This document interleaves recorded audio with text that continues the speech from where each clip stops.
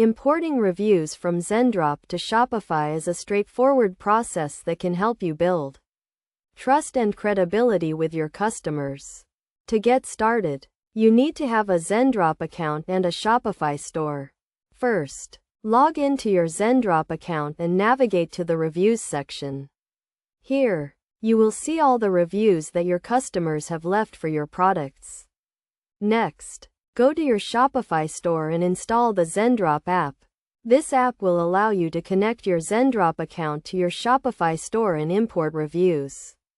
After installing the app, click on the Zendrop app icon in your Shopify dashboard and select the Import Reviews option. You will be prompted to enter your Zendrop API key, which can be found in your Zendrop account settings. Once you have entered your API key, click on the Connect button to link your Zendrop account to your Shopify store. Now, you can select the products for which you want to import reviews. You can choose to import reviews for all products or select specific products. After selecting the products, click on the Import Reviews button to start the import process. This may take a few minutes depending on the number of reviews you are importing. Once the import process is complete, you can view the imported reviews in your Shopify store. You can also customize the review layout and design to match your store's theme.